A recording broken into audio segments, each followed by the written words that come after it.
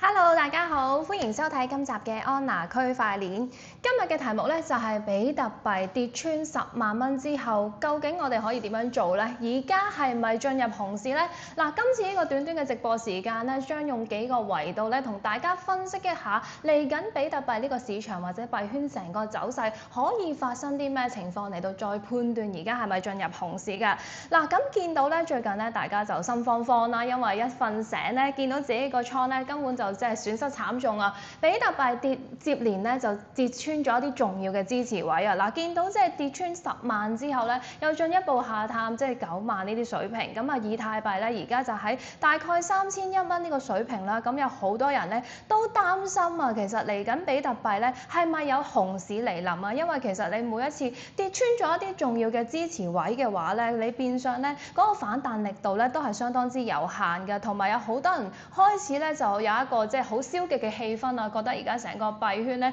都好似已玩完啊，即係4年週期咧有呢個再次出現呢個效應啊，即係減半之後嗰一年咧就完啦，成個牛市咁啊開始進入再4年嘅熊市。咁啊坊間咧就眾說紛紜嘅，但係我哋咧而家要先搞清楚咧，就係呢一波嘅比特幣跌市咧，主要係嚟自咩因素先？嗱，首先咧就係因為聯儲局咧個減息預期降溫啦，咁啊見到本身即係10月減息完之後咧，12月咧本身大家都坐定粒六咧可以減息嘅，但係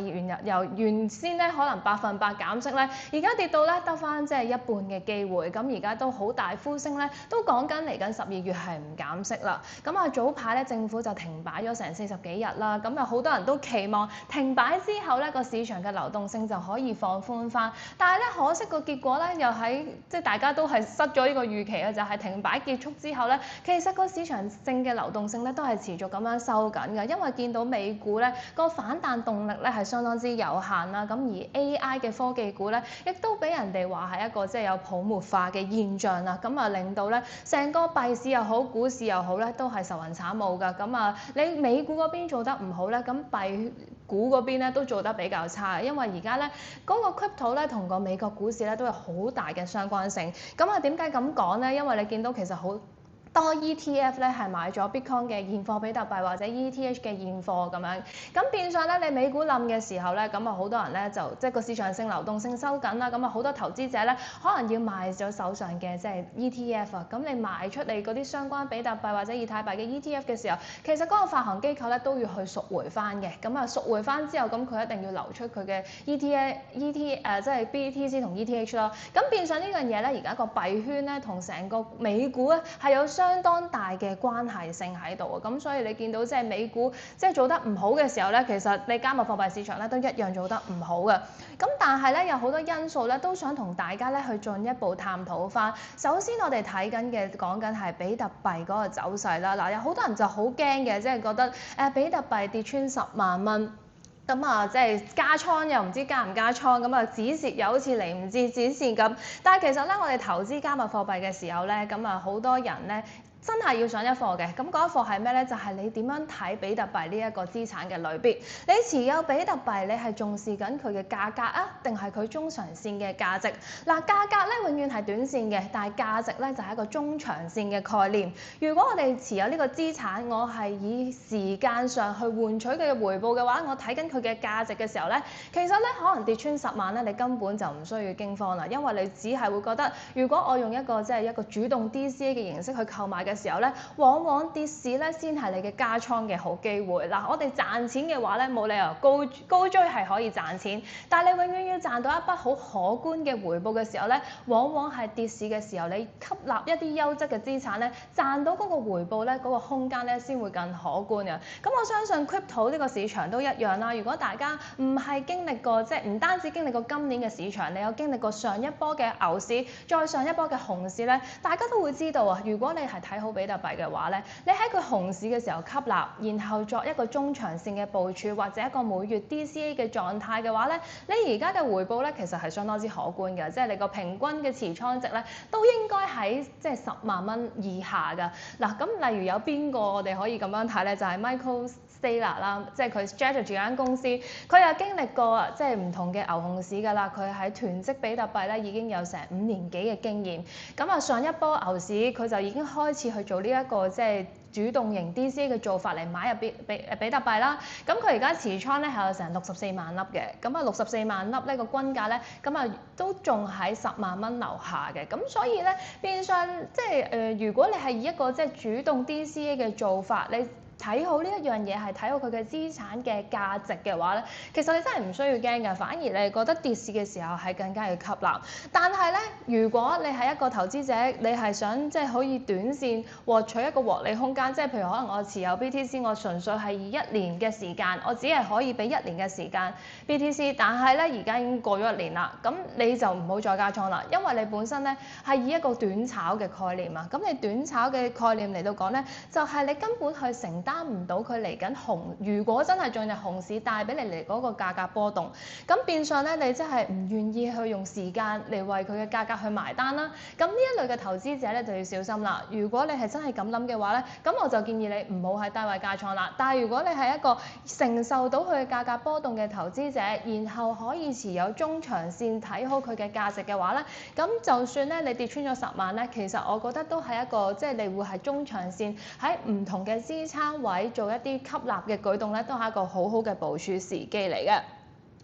咁啊，再加上我哋再睇下一啲即係消息啦，就係即係而家嗰個報價，我哋睇到啦，比特幣就大概喺95嘅水平，以太幣咧就喺3100嘅水平，咁啊 Solana 咧就喺138蚊，即係大概84蚊樓下一個水平啦。咁啊，見到好多山寨幣咧嗰個升幅真係好乏力㗎，依家即係好似大家都會覺得山寨旺季嘅嚟，即係就唔會嚟臨啦，因為本身我哋講緊啲 altcoin season 咧，主要係炒緊即係減息啦，你持續減息嘅話咧，你結束咗嚟緊12月1號結束 QT 啦，完咗 QT 之後有機會 QE 啦。咁如果 QE 真係出現嘅話咧，其實根據以往嘅歷史咧，係對山寨幣係有一個好大嘅一個獲利嘅空間喺度啦。咁啊，山寨幣除咗即係佢意思咧，就係除咗比特幣以外嘅加密貨幣啦，咁所以 ETH 都包含在內嘅。咁但係你而家見到 ETH 咧嗰個反彈力度都相當之有限嘅同時咧，咁你都會 foresee 到其實短期之內咧，山寨幣嘅旺季咧就可能唔會嚟臨嘅，咁呢一樣嘢大家就要留意翻啦。好啦，咁再睇翻咧，其實比特幣咧12月咧嗰個升幅咧係歷史數據又係點咧？嗱，我哋11月咧依家只係過咗半個月啫，咁我哋唔排除咧，其實11月都仲可以升㗎，但係我哋依家咧就好悲觀，因為覺得12月唔會減息，所以我哋覺得11月嗰個升幅咧係相當之有限嘅，或者我哋已經係打定輸數，覺得今年嗰個升幅係完全可以抹掉㗎啦。但係又要留意喎，因為比特幣咧佢個價格係可以好波動性啦，咁如果佢一日咧發上發落10%或者20%啦，或者10幾個%啦，當其實都係有呢個可能性嘅，因為佢呢啲所謂嘅即係個波動性大嘅時候咧，有陣時咧佢嘅價格咧好容易衝高嘅，咁你要睇下啲咩利好嘅因素刺激啦。但係最近你見到就係好多即係大機構或者 ETF 嘅資金淨流出，咁啊再加上減息預期降溫，市場嘅避險情緒升溫嘅時候咧，令到呢啲高風險嘅資產咧反而係少咗人去持有或者吸納嘅。但係咧，我哋亦都見到咧，其實如果你真係睇翻啲中長線持有比特幣嘅錢包咧，其實佢哋唔會喺呢個時候離開㗎，即係你長期持有嘅人，亦都係長期持有㗎。咁啊，可能睇下呢一波即係呢個震盪啦，其實會震走咗啲係即係短炒嘅人，定還是係一啲中長線持有嘅人都會俾震走。其實我又覺得如果你係好似我頭先咁樣講咧，即係大家都睇好佢嘅中長線價值嘅話咧，其實跌穿10萬咧真係冇咁容易震走嘅，因為始終你講緊一個熊市嘅嚟臨咧，係講喺高位調整超過30%，咁而家咧就啱啱好尷尬啦，就係掹車邊大概20幾至到30呢個 percent 啦，咁其實仲係未正式判斷而家係咪熊市嘅，咁所以你用呢個説法去講而家係熊市咧，我又覺得係言之尚早嘅，咁當然啦，仲可以有幾個情景去同大家分析一下嚟緊會發生啲咩事。嗱，我哋睇到咧，嗱呢個圖就講即係11月嘅比特幣上升機會好高啦，咁啊升幅都好大啦。而12月咧喺過去8年間咧都有成6次都係錄得升幅嘅，咁所以唔排除11月如果真係跌嘅話咧，12月有冇機會升咧？咁呢樣嘢咧我哋都可以留意一下㗎。好啦，咁再睇下啦。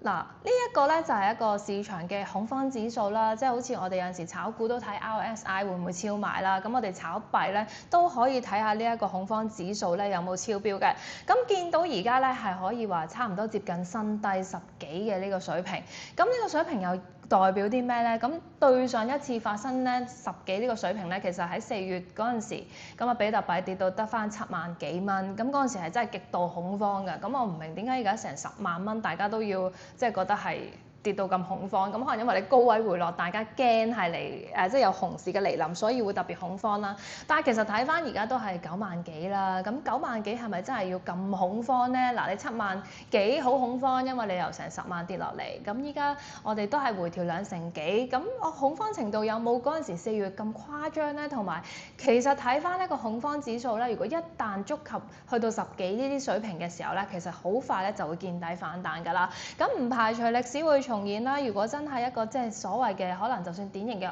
熊市又好、牛市又好，只要你咧係一個恐慌情緒、一個超級恐慌情緒嘅時候咧，其實往往伴隨嘅咧就係會出現反彈。咁呢樣嘢咧，大家都要留意翻。咁呢樣嘅指標唔係我嘅自己嘅一個説法嚟嘅，係真係有一個 data back， 你可以睇翻個歷史數據嘅。往往觸及10幾個 percent 咧，其實咧喺短線內咧就會有一個明顯嘅反彈㗎啦。好啦，咁再睇下呢個消息啦。咁呢個消息就係 Bitwise 嘅董事長，咁佢咧就講咗一個觀點咧，我好想同大家 share 嘅，就係佢覺得咧，其實2025年咧唔升嘅話咧，其實係一個利好嘅因素嚟嘅喎。咁點解咁講咧？佢就覺得，因為你2025年咧本身大家都預咗係會升㗎嘛，你有4年週期嘅時候，其實11月係會創新高，跟住就完，跟住就會熊市4年咁樣。但係而家就係唔係跟住呢個劇本走喎，而家就係11月。就未係好荒蕪嘅情緒，而11月嘅市況咧亦都比想象中弱，咁變相咧你呢一個年底咧有機會可能下跌啦。咁如果你成年比特幣嘅升幅真係全部抹掉嘅話咧，咁你嚟緊咧會唔會就係一個更加好嘅期待咧？即係其實我哋而家已經冇咗呢個4年週期，即係成個歷史嘅4年週期咧已經係唔再生效啦。咁呢一樣嘢會唔會有一樣好嘅事嚟㗎咧？因為我哋見到而家個跌幅係主要因為即係一啲宏觀嘅因素影響啦，同埋即係減息嘅預期降溫影響啦。但係個市場嘅基本面咧，其實都仲係喺度嘅。嗱，比特幣嘅供應真係有上限㗎嘛。咁比特幣嘅供應有上限，但係市場嘅需求係持續。咁呢一樣嘢係推升佢價格嘅重要因素啦。咁呢樣嘢咧，其實個基本面中長線係唔會改變嘅。咁除咗呢一個基本面之外咧，仲有你穩定幣嘅發展啦，你嗰個代幣化嘅趨勢啦，呢啲嘢都係慢慢逐步行緊㗎。咁所以呢一個趨勢會唔會純粹因為你即係個4年週期唔達標之後，就所有嘢粉筆字抹過去就重新嚟過咧？其實有冇可能會係咁樣嘅發展嘅？咁始終我覺得即係而家可能係同以前嘅所謂嘅4年週期咧，冇一個咁明顯、咁有即係突顯性嘅牛熊之間嘅一個分界喺度。咁嚟緊會唔會真係進入熊市咧？或者嚟緊嗰個牛市會唔會係一個慢牛，或者一個調整格局嘅牛市咧？大家咧就要繼續去即係留意翻啦。咁其實都可以有個因素，大家都可以參考翻嘅，就係嚟緊咧。即係呢一個 Bitwise 嘅董事長咧都有講到啊，話嚟緊資本嘅會形成一個即係 tokenize 化啦，就係有好多即係 ICO 嘅熱潮啊，喺2017至2018年嘅時候，咁上個禮拜定早2個禮拜啦 Coinbase 咧就宣布一個新嘅 ICO 平台，咁呢一樣嘢咧會唔會利好翻成個幣圈咧？就係嚟緊我哋可能值得憧憬嘅事，因為你知道咧出好多新嘅幣透過 ICO 平台咧，以前係去喺一啲去中即係比較唔係去中心化嘅交易所度進行㗎嘛。咁如果呢一樣嘢喺一個合規合格嘅交易所度推進嘅時候，呢一個發展會唔會越嚟越龐大咧？即係嚟緊嗰個價值咧會唔會越嚟越高咧？即係所謂你 ICO 係合法係合規咁樣進行之下咧，唔會有啲好亂嘅現象出現，咁對個市場係咪又會好咧？咁呢樣嘢要值得大家留意嘅。咁啊嚟緊2026年咧，將會係一個即係 ICO 嘅年代啦，即係呢個董事長就咁樣講嘅。因為嚟緊咧，佢都有講到話，即係成個加密貨幣市場嘅 ICO 咧都會持續推進嘅。咁個規模咧，雖然同傳統 IPO 比咧係好少嘅一部分，但係有機會咧透過呢樣嘢咧，令到成個幣圈咧都開始蓬勃起來嘅。咁所以佢嘅睇法就係覺得而家4年週期已經失效，咁啊嚟緊咧反而咧可能係一個即係可能慢牛啊或者調整牛市嘅格局咧都唔一定嘅。咁所以咧佢呢個觀點咧，我覺得咧都好值得同大家咧去分享嘅。嗱，咁呢一個咧就係 Polymarket 啦。咁 Polymarket 咧最近大家都有留意嘅話咧，就喺度講即係其實佢都幾準㗎，我自己覺得，因為佢越係按即係落重注嗰個咧，其實都即係勝出機會好大。咁佢而家就落重注，其實係嚟緊有個半數唔減息啦。咁呢樣嘢同喺 FedWatch 見到嘅其實都相類近嘅。咁但係咧，其實我哋咧都可以有幾個情景咧，同大家去分享翻嘅。咁講真嗱，我自己都係冇一個水晶球啦。咁但係我覺得你投資加密貨幣市場咧，真係控制風險好緊要嘅，因為有好多時咧，你個市場係跟住個即係個成個趨勢去走㗎嘛。咁你個趨勢一旦改變嘅話咧，咁就要控制好風險啦。咁今次呢件事咧，好明顯就係因為即係唔減息呢個消息啦，同埋美股嗰邊下跌啦，出現一個拖累啦，同埋都冇諗到政府可以停擺成40幾日嘅。咁呢啲抽走市場流動性嘅因素咧，都好影響成個股市嘅氣氛或者個幣市嘅氣氛㗎。嗱，如果我哋咧根據即係嚟緊可能會預測幾個唔同嘅 scenario 啦，嚟到推敲咧，其實會唔會有機會發生熊市啊？咁啊，首先第一個情景係咩咧？就係嗱，如果真係政府係減息嘅，12月減息又會繼續停止 QT 啦，咁 QT 完咗之後就憧憬有 QE 啦。咁你見到咧 ETF 嗰個單周淨流入咧開始上升嘅時候咧，咁比特幣咧10萬有機會守住，咁嗰陣時咧美股唔會出現下跌，咁而一啲即係長期持有比特幣嘅投資者亦都唔會放售佢手上嘅錢包嘅比特幣嘅時候咧，嗱呢一個情景一咧就好明顯係一個牛市調整嘅格局啦。但係我哋要以上嘅4樣嘢都會配合，首先就係會減息啦，會有 QE 啦，即係 QT 完咗之後會憧憬 QE 啦，跟住 ETF 個單周淨流入咧要去升翻嘅，唔可以再淨流出嘅。跟住到時咧美股係要升嘅。咁4樣嘢咧喺呢4個大前提之下咧，咁有理由相信咧嗰陣時嘅比特幣咧係喺一個牛市健康調整嘅階段。但係如果唔係喎，你話12月真係唔降息啦，咁啊唔係12月如果係降息但係唔開始 QE 嘅，嗱當我喺淨係降息啦，咁啊 QT 結束咗啦，但係冇 QE 啦，即係仲未放水啦。咁如果你嗰個 ETF 嘅流入咧開始係多，但係又未明顯增多，咁啊比特幣個價格咧應該就會同而家嘅水平差唔多嘅，因為同而家個即係而家個情景係差唔多啦。咁美股咧唔升又唔係好跌，喺高位持續徘徊嘅話咧，呢一個第二個情景咧都可能係一個純粹係一個牛熊分界階段，咁啊就唔使咁驚嘅，即係呢一個都未正式進入熊市嘅。咁我哋而家咧其實就係呢個情況啦，但係你要睇下係咪12月真係會降息嘅。咁啊第三個情景咧就係講咗12月唔減息啦，咁啊拋售量梗係持續多啦。咁你無論係一啲長期錢包嘅投資者啊，或者 ETF 嗰個單月淨流出都持續錄得上升嘅。咁到時比特幣咧就一定會下試9萬甚至咁低嘅水平啦。咁美股喺嗰個時候咧都會下跌，都會調整嘅，因為兩樣嘢咧個關係性相當之大。咁呢一個咧就有理由相信咧係已經進入咗熊市啦。嗱，大前提係真係唔減息啦，ETF 嘅資金要持續淨淨流出啦，仲要係要破紀錄咁樣流出啦。咁啊94000嘅水平係失守啦，係支撐唔到啦，美股係出現下跌啦。咁呢幾個情景咧，如果真係出現嘅話咧，咁我有理由相信咧嗰陣時係已經進入咗一個熊市啦。嗱，最後一個情景咧就再遠啲嘅，就係嚟到一個恐慌性拋售嘅階段啦，就可能真係美國經濟嚴重衰退啊，美股啊真係有個大泡沫啊，咁啊 ETF 嘅當然單月係淨流出得超級大量啦，咁啊可能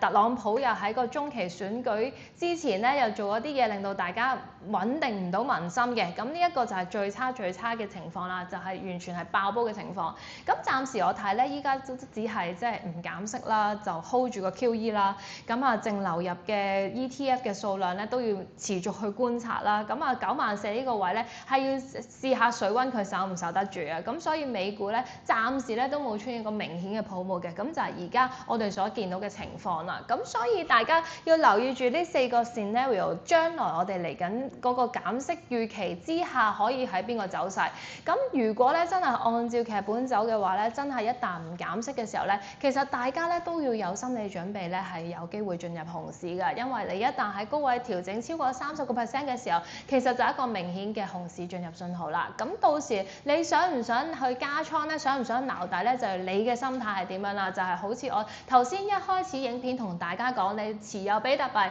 係睇緊佢嘅價格淨價值。如果你可以用時間嚟到換取你對比特幣嘅回報咧，你肯花時間喺佢身上咧，咁每次往往下跌嘅時候咧，就係你買入嘅最好時機啦。但係如果你話我承擔唔到呢個熊市嘅風險嘅喎，咁你自己咧就可以將你所謂嘅資金啦，你去睇到啲咩資產標的啦，你咪去投資你所謂你覺得可以比比特幣回報更好嘅資產投資標的咯。但係咧，呢個嘅睇法咧，其實我會覺得，即係如果嚟緊比特幣真係熊市冇運行咧，咁我相信你投資其他美股咧，都未必有一個好好嘅回報喺度嘅。咁呢個大家要留意翻啦。好啦，跟住咧嚟緊以太幣咧12月就有一個升級啦。咁唔知大家有冇睇新聞啦？叫 Fusaka 嘅一個升級。咁呢個升級咧，其實我覺得都幾勁嘅。咁因為咧，如果大家有記得咧，即係炒幣嘅時候咧，有一個好重要嘅三角形嘅守則啦，就係去中心化、安全性同擴展性呢3樣嘢咧係唔可以同時擁有嘅。咁以太幣咧其實一直都好想解決呢個問題，因為佢就係一直係有足夠嘅去中心化啦，有足夠嘅安全性啦，但係佢可擴展性，佢嘅應用咧係爭啲嘅，因為好多人嫌佢嘅價錢貴啦，或者速度慢啦，而令到即係有其他所謂嘅以太坊殺手嘅區塊鏈出現嘅。咁但係你見到佢呢幾年嘅升級咧，就完全係針對呢一個目標嚟到改進啦。咁今次咧即係12月呢一個升級咧 Fusaka 咧就係佢想改進佢嘅即係所謂嘅速度啦，想要多啲人用啦。咁旨在係啲咩？就係擴大佢嘅數據嘅容量。咁我覺得呢樣嘢係相當之重要嘅，即係一旦佢呢個升級係成功嘅話咧，其實對於以太幣成個嗰個生態嗰個發展係相當有一個利好嘅作用，因為你每出一條區塊鏈，其實都係講緊有幾多人去喺上邊度用。咁如果有多啲程式喺上面使用嘅時候，咁佢收到嘅 gas fee 都會更加多。所以呢一樣嘢咧，如果佢升級咧，真係可以做到即係冇筆啊，或者有一個好好嘅反應嘅時候咧，其實我覺得係對於佢嘅價格咧有一個好重要嘅一個利好作用。咁大家要留意翻啦，呢個就喺12月3號咧就會面世㗎啦。咁到時大家睇下呢個升級咧，對於佢即係坊間對於呢一個嘅 comment 係點樣，然後再對以太幣咧，大家可以進行一啲嘅部署喺度㗎。嗱，咁最近都知道即係股神巴菲特咧就永休啦。咁其實即係一代股神巴菲特嘅時代咧已經係即係正式差唔多落幕啦。咁又都有 QV 咧就即係公開到巴郡嘅持倉啦，就話佢買咗咩股買咗咩股咁樣。咁但係其實咧我自己就好想分享咧，即係巴菲特嘅心態喺呢個投資 crypto 上邊咧，我自己咧都有少少心得同大家分享嘅。嗱，咁股神就唔中意 crypto 嘅，我唔係話佢支持大家買 crypto 啊，但係我覺得股神佢嘅即係留俾我哋嘅財產或者金句咧，其實喺投資啲咩資產咧，都係相當之適用㗎。咁其實股神巴菲特咧都知道係一個，即係大家都知道佢係一個價值投資者啦。佢係即係以耐性嚟換取佢所有嘅資產嘅回報嘅。佢所有嘅股票唔係話短炒一季兩季就完嘅，係以年去計去持有呢啲股票啊。咁呢一樣嘢咧，正正我覺得就係即係我自己參與 crypto 嘅心態啦。咁我都係覺得其實即係你陪住一啲優質企業成長，你睇好一個即係有增長潛力嘅資產標的，你以年嘅時間嚟到換取佢嘅回報嘅話咧，其實係可以相當可觀嘅。咁你見到股神佢唔賺錢咩？即係你覺得佢好似揸住一隻嘢好多嘅時候，佢唔賺錢咩？其實佢除翻開佢每年嘅回報係好可觀嘅喎。同埋你要諗喎，佢而家即係賺到咁多錢咧，其實好多錢嘅大部分咧都係佢60歲打後做嘅資產管理，咁所以咧即係大家就唔需要話有陣時熊市就好氣餒啊，覺得全部要止蝕啊、離場啊、唔再投資啊，其實又唔需要咁嘅。我覺得正正就係以一個有耐性嘅部署心態，好似股神咁啊，佢大部分嘅財富其實都係60歲之後先得到回報。咁所以其實我哋都可以用時間嚟部署一個中長線嘅操作嘅時候，其實我哋嘅資產先可以有一個最長遠、最優質有價值嘅回報。咁所以其實有陣時咧，我哋即係唔好話日日睇住個市就係。但係其實咧，個人都要睇翻嗰個同時間競賽嘅概念，就係即係如果好似即係股神咁啊，做個有耐性嘅投資者咧，其實個財富咧先至可以越滾越大。咁如果譬如我哋有陣時睇到啲優質資產標的，咁我哋個本金有限㗎嘛，咁我哋個個都唔係一個即係百萬富翁啦，我唔可能話睇好呢隻股票，睇好crypto，咁我就一下就抌幾千萬落去咁樣，所以我升少少就贏好多。唔可能係咁嘅，我哋正常人咧個本金係有限嘅，所以 that's why 點解要做一個即係 DCA 嗰個定期定額嘅平均成本法，就係因為我哋本金有限，咁所以我哋每月定投嘅話咧，利用嗰個複利咧再做嗰個回報咧，其實嗰個中長線嘅價值咧就會可以好可觀啦。咁呢一樣嘢咧都係我喺股神身上咧學翻嚟嘅，即係我會覺得你有陣時即係與其去短炒買，不如你就真係睇好嗰隻優質資產咧，你以一個定期定額嘅心態去中長線持有。其實你可以獲到嘅回報咧，係真係遠超乎你想像嘅。嗱，見到股神咧呢一季就即係增持咗啲公司啦，又減持咗啲公司啦。咁大家好意外嘅就係佢增持咗 Google 啦，咁啊成為咗10大持股嘅其中之一。咁啊，但係咧有樣嘢值得留意喎，就係佢嗰個現金倉位咧，其實係相當之高嘅。佢喺呢一季嗰個倉位係去到3816億嘅美金，創咗歷史新高。咁啊，見到佢即係其實佢係好謹慎啦，因為佢會覺得而家個市場係好波動，佢啊寧願儲住啲錢都唔去買股票，咁啊驚個市場嘅估值係過高。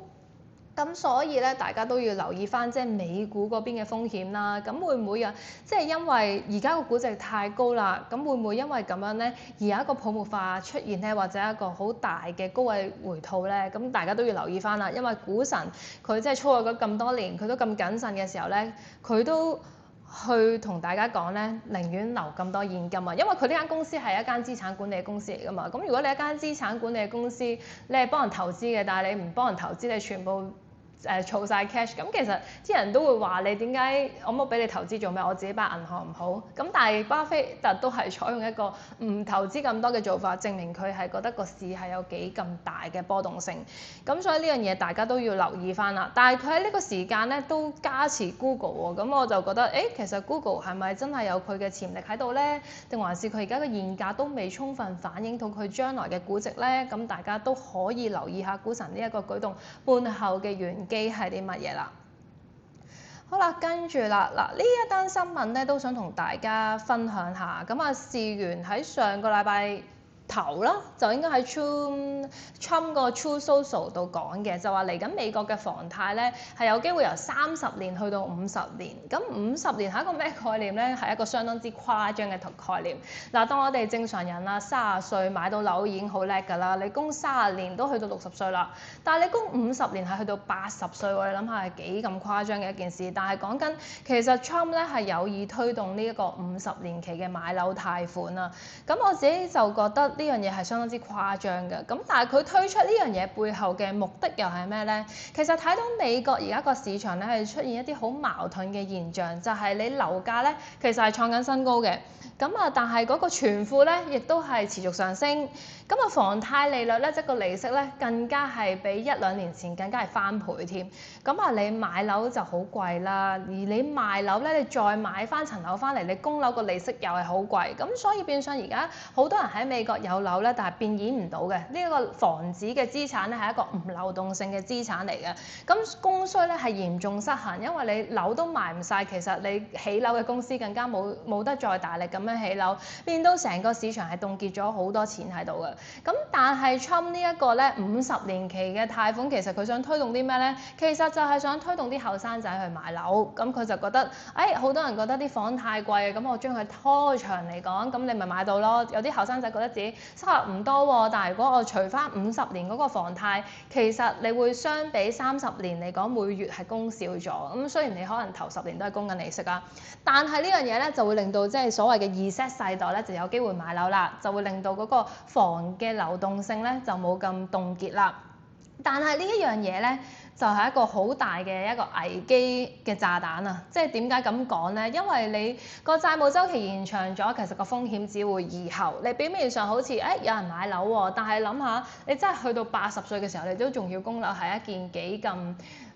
有問題嘅事。因為正常我哋60歲打後都退休㗎啦嘛，咁你退休根本冇收入嘅時候，你仲其實點樣供樓咧？到時會唔會有一個系統性嘅風險出現咧？供唔到樓之後，或者個樓價下跌，咁你資不抵債嘅時候，嗰層樓係咪又要俾翻政府咧？咁呢一樣嘢大家就要留意咯。即係呢一個係一個表面好似利好翻個樓市、刺激樓市嘅消息，但係其實佢背後嗰個系統性風險咧係相當之嚴重㗎。咁當然啦，而家佢只係即係講話要做呢樣嘢啫，但係實際上咧都未做嘅，因為而家嘅美國法律咧都係唔準有50年期嘅房貸嘅。咁如果你話要改動個法律咧，我就唔知 Trump 會唔會真係咁樣去做到啦，因為佢呢個人咧做嘢咧不嬲都幾大野心嘅。咁如果真係出現嘅話咧，咁其實我覺得都要小心翻啦，因為你成個美國經濟咧會有一個好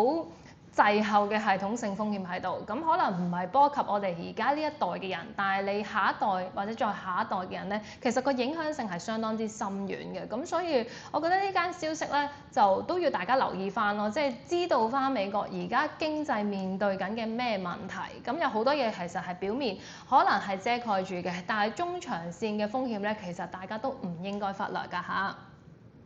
好啦，再睇下啦，嗱呢一個咧就係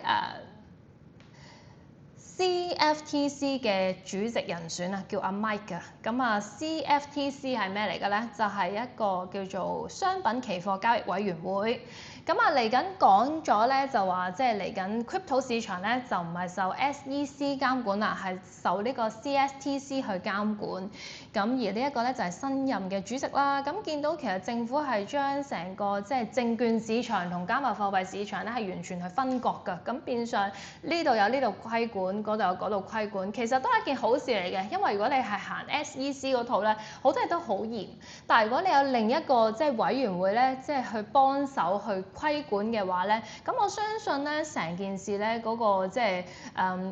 都要遵守合規合法啦，當然，但係嗰個流程應該會 smooth 好多咯，因為你本身去監管證券市場嗰啲條例咧係好嚴謹㗎嘛。咁如果你有一個新嘅委員會去成立嘅話，咁變相我覺得都係利好翻成個加密貨幣市場嘅發展嘅。嗱，咁啊大家認住呢個人咧叫阿 Mike 啊，咁嚟緊佢有啲咩消息啊，或者有啲咩講法啊，都會影響成個加密貨幣市場嘅。好啦，跟住 Michael Saylor 啦 ，Michael Saylor 咁啊，最近亦都好多人訪問佢，咁佢亦都係好持續咁樣派定心丸俾大家，就係覺得而家嘅係咪加密寒冬咧，佢係嚴重地駁斥以上嘅觀點㗎，因為佢自己嘅睇法咧，佢就係覺得2035年啊，即係講緊大概成10年之後，比特幣係有機會成為比黃金咁大嘅資產類別。咁因為咧，佢就係覺得比特幣嗰個稀缺性啦。啦，2100萬粒嘅上限啦，可以成為一個好似黃金咁樣嘅價值儲存。但係因為佢係一個數字資產嘅貨幣，而呢一樣嘢咧，往往就係未來嘅時代咧最需要嘅一個資產價格類別。咁所以佢覺得而家比特幣嘅市值咧只係大概2萬億嘅美金啦，而黃金嘅市值咧係成29萬億嘅美金。咁所以咧，如果比特幣要超越黃金嘅話咧，佢嘅價格咧就有機會攀升去到100萬每一粒或者以上啦。咁所以佢單係呢一個觀念咧堅定不變啊。咁佢呢個信念係相當之強勁啊。就算邊個人訪問佢咧，佢都係好有信心。咁佢就話唔覺得有啲咩問題喎。佢就算覺得個價格跌到去差唔多佢嘅買入價咧，佢都係堅定不變嘅。咁所以見到佢嘅信念咧係相當之強嘅。咁大家都可以參考翻佢嘅觀點啦。咁我即係大家冇人要你學到佢咁極致去。咁係咪都去買，又要借錢買，又要去身體力行咁樣去支持翻？但係我覺得咧，佢嘅信心咧，往往就係即係市場嘅一個好重要嘅風向標啦。因為一個咁有份量嘅人，因為佢咧真係經歷過比特幣嘅熊市同牛市。咁啊上幾年啦，比特幣嗰陣時跌到得翻萬零蚊嘅時候咧，佢都持續喺市場度買入嘅。咁啊，好多人話佢係好瘋狂啦，即係覺得冇㗎啦 ，scam 嚟㗎啦，泡沫㗎啦，唔值錢㗎啦，你由成6、7萬跌到翻1萬，跌太多啦。咁但係佢都堅守佢嘅信念。咁我相信而家只係由12萬幾跌翻落去9萬幾，其實係完全動搖唔到佢嘅信心咯。因為佢自己都講到，佢持倉嘅成本價或者佢要還翻啲債俾人哋嗰個成本價，其實而家係遠遠未達標嘅。咁所以佢係相當有信心。而家嗰個所謂嘅調整市啦，對佢嘅影響咧係近乎其微嘅。咁啊，除咗 Michael Saylor 之外咧，另一個即係以太幣嘅教主啦 Tom Lee 啦，其實佢都持續增持緊嘅。見到佢係呢幾個禮拜佢都有講佢每個月有買幾多嘅 ETH 啦。咁佢 ETH 大概嘅均價係成4000蚊嘅，依家嗰個價係跌穿咗佢個平均買入價，但係佢都行出嚟都冇乜嘢咁樣，好似之前即係 Michael Saylor 嗰陣時都係熊市又好幾時都好，佢都係好淡定咁樣，好有信念去支持佢手頭上嘅加密貨幣。咁啊，大家不妨拭目以待下呢啲公司佢嚟緊喺呢一個所謂嘅調整週期，佢會行得有幾遠啦。嗱，咁但係我自己嘅睇法都係啦，如果真係睇好比特幣或者以太幣嘅咧，咁點解唔買現貨咧？點解要買 DAT 公司咧？因為其實 DAT 嘅公司佢本身就係買比特幣同以太幣啫嘛。咁如果你睇好呢個資產價格，咁你純粹買佢嘅現貨，咪好過買呢啲公司，因為買啲公司始終有一個槓桿嘅效應喺度。好啦，嗱咁呢個頭先有同大家講到啦，即係 Coinbase 就會 launch 呢個 ICO platform 啦。我覺得呢一樣嘢咧喺2026年即係出年咧係真係有機會推升個市場，係一個好重大嘅利好因素嚟嘅。因為睇翻17-18年嘅時候，成個 ICO 個 platform 係幾咁活躍，咁啊大家唔再靠空頭嘅話咧，如果真係以一個即係所謂一個合規嘅 Coinbase 一個交易所嘅平台去 launch ICO 嘅話咧，到時成個即係所謂嗰個新幣上市發行嗰個炒作氣氛會唔會更加成熟咧？或者會唔會有一個即係有一個氣氛，令到成個幣圈嘅市場吸多啲錢入嚟，令到即係加密貨幣唔再寒冬咧？咁呢一樣嘢咧，我都覺得係值得大家去留意嘅。咁佢已經公布咗消息，佢嚟緊會去 launch 呢個 ICO 嘅 platform。咁我哋大家就都一齊留意下佢嚟緊嗰個即係取向係點樣啦。咁如果佢真係持續有好多即係發行咗嘅幣都好活躍嘅話咧，咁有理由相信咧，下一波嘅可能所謂嘅即係升浪啊，係會因為成個ICO 嘅氣氛熾熱而帶動嘅。好啦，咁再講下呢一間 Circle 嘅業績啦。咁啊，上個禮拜公佈完業績咧，大家都好關注嘅，因為佢真係跌到阿媽都唔認得。跌穿咗100蚊嘅美金咧，就最低跌到差唔多成80幾嘅美金。咁啊跌咗成2成幾啦。喺業績公佈之後，嘅3個交易日裏邊跌咗2成幾，咁啊大家好驚嘅，因為你睇佢業績條數咧，其實佢唔差㗎喎，營收 EPS 全部都超預期，咁但係點解佢要跌咁多咧？其實有幾個原因嘅。嗱，首先咧就係一個利率嘅周期性風險啦，因為其實講緊會減息啊嘛，咁如果美國開始減息週期嘅時候，其實會影響到佢嗰個利息收入，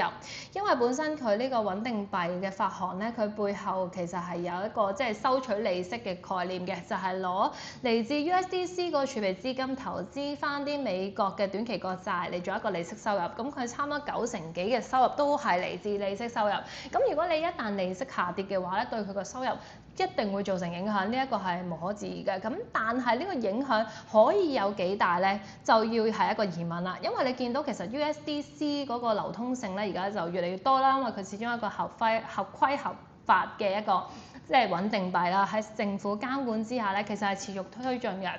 咁見到穩定幣個市場規模咧，喺過去一季咧都有一個明顯嘅上升趨勢啊。咁而 USDC 咧其實都越嚟越多人使用嘅，佢嘅流通量咧喺截至今年第三季咧係達到737億啊，係按年增超過咗1倍。咁啊，鏈上嘅交易去到9.6兆嘅美金，咁個市場份額係升到去大概29%。咁個升幅其實係明顯嘅。咁但係大家就要留意翻啦，佢嚟緊呢個升幅係唔係可以用一個以量補價，即係佢嗰個利息收入少咗，但係佢個量多嘅時候其實可以 cover 到咧。咁如果 cover 到嘅話，呢一個所謂嘅利率下行風險其實對佢嘅影響仲大唔大咧？咁啊，除咗利率下行嘅風險之外咧，就係第二就係 Coinbase 同佢之間嘅分成啦。因為其實佢本身同 Coinbase 咧都簽訂咗一個協議嘅，就係佢要將啲利息收入有一部分係分俾 Coinbase。如果佢賺錢賺得多嘅時候咧，其實佢分成比例咧都會更加多啊，因為本身 Coinbase 係一個即係交易所嚟㗎嘛，咁你本身 Circle 只係一個發行商，如果佢唔靠嗰一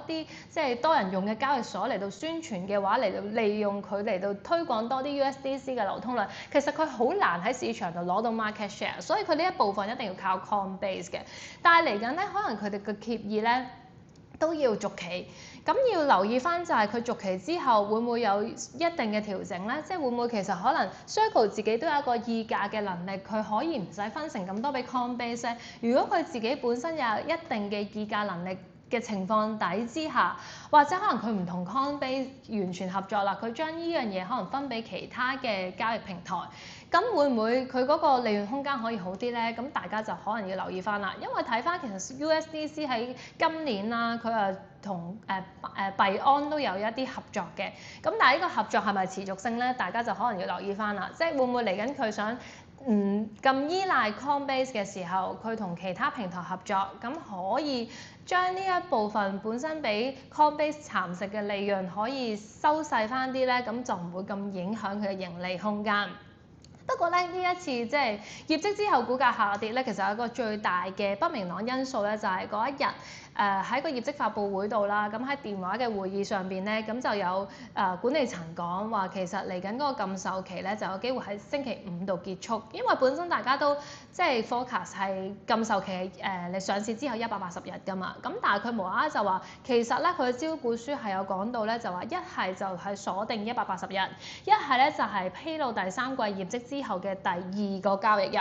咁如果你計翻嗰個第2個交易日咧，就係上個禮拜5啦。咁所以咧嗰陣時啲分析師或者啲大行聽完之後咧係好震驚嘅，即係佢本身大家都係坐定粒六，覺得係12月頭先係禁售期結束㗎嘛。咁突然間佢同你講話有機會呢個星期就禁售期結束喎。咁因為你要知道你 IPO 嗰啲鎖定嘅一開始嗰啲原始嘅股東，佢嘅成本價格係好低，比你上市價更加低。咁所以佢哋會知道呢個消息嘅時候咧，其實嗰一刻咧已經係咁喺市場度散貨。咁呢一樣嘢咧，我覺得係令到 Circle 上個禮拜5咧或者禮拜3、4跌得比較大嘅原因之一，因為呢一個係大家覺得一個好震驚嘅一個消息嚟嘅。咁所以要留意翻啦。其實 Circle 上市初期咧真係炒作比較多嘅。咁啊一度升超過8倍啦，咁啊而家碌翻落嚟，咁啊跌咗好多，咁有好多人就話其實呢間公司咧只係一間銀行公司嚟嘅啫，因為佢靠利息收入啊嘛，咁佢嚟緊嘅估值點解你用一個高科技嘅估值俾佢？因為佢其實只係賺利息收入，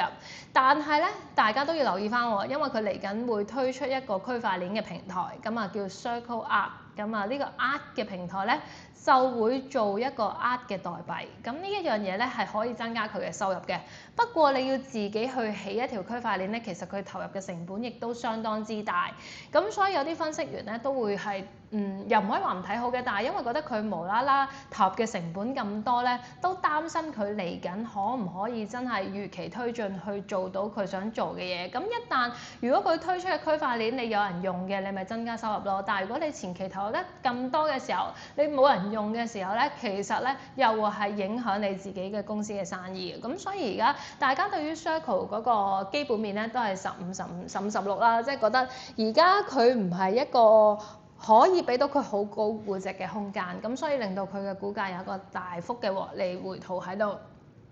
咁但係啦，如果你係即係相信呢個穩定幣嘅前景啦，相信呢個 DeFi 嘅生態嘅時候咧，其實 Circle 咧可以話係即係 DeFi 世界入邊一個可以最不可替代嘅貨幣，因為只有佢呢一隻係一隻合規合法嘅穩定幣。咁佢而家其實已經同好多傳統金融機構咧係展開合作㗎啦，例如一啲銀行啊或者 Visa 啲支付系統啊，都係展開合作，咁所以其實你如果 Web3 個應用係普及嘅時候咧 ，USDC 咧就一定有機會咧持續增長嘅個規模，咁變相 Circle 嘅收入咧都可以增加，但係大前提咧係要真係佢所有嘢咧係按部就班咁樣去做，咁所以我嘅睇法就係，如果你係睇好佢中長線嘅價值，你覺得佢做到佢所做嘅目標嘅話咧，受惠呢個行業嘅一個爆發性嘅增長，其實佢嘅估值係會有提升嘅空間嘅，但係如果你短線嘅話咧，因為佢真係解禁啊，而家個股 IPO 之後有個禁售期解禁，咁盈利即嗰個壓力係難免啦，咁同埋盈利咧都有一個可能回調嘅空間喺度，咁變相咧大家如果係留意一個短線嘅炒作投機嘅話咧，咁就要小心啦，因為佢可能咧真係唔可能短線帶俾大家一個好豐厚嘅回報。咁但係我哋都可以睇翻啦，其實女股神 Cathie Wood 咧就喺 Circle 公佈業績之後，股價急插2成咧，佢係連續2日炒低 Circle 㗎，咁佢就買入咗54萬股，咁所以咧其實女股神嘅做法咧，大家都可以參考下啦。咁係即係視乎大家睇嘅係短線定係長線咯。咁如果堅信即係加密貨幣同埋穩定幣嘅發展係良好嘅話咧，其實每一次調整咧都會係一個吸納嘅好時機。但係如果咧你係覺得一個即係短炒嘅操作形式嘅話咧，咁就要小心翻啦。但係即係有陣時我哋成日咁中意高追，即係好多投資者可能見到 Circle 嗰陣時升穿180、升穿200、升穿200幾蚊，你好想高追。但係點解而家跌到咁低嘅時候，你又反而唔會留意佢嘅價值咧？其實佢嘅基本面都係嗰啲嘢喎，咁所以要問翻自己，其實點解會因為即係市場嘅氣氛導致你對呢隻股票嘅信心會動搖咧？咁大家咧都要留意翻自己嗰個投資心態係點樣啦。好啦，咁再其他加密貨幣市場嘅消息啦，咁見到有一間叫10X Research，咁呢一間嘅研究公司咧最近都好紅啊，咁佢有講到預測緊比特幣下一個關鍵嘅支持位就係9.3萬嘅美元附近，咁佢又覺得其實而家係進入緊一個調整嘅熊市格局㗎啦，咁因為 ETF 嘅資金係持續流入萎縮啦，咁有啲人咧或者散戶嘅情緒氣氛低迷啦。咁但係咧，佢暫時咧就見到即係未有一個反彈嘅跡象喺度啊，咁所以大家要留意翻啦。嗱，咁都係即係坊間嘅機構預測啦，咁唔代表我自己嘅投資意見嘅，但係都想同大家分享翻而家個市場係點樣睇成個幣圈嘅走勢。好啦，另一間咧就係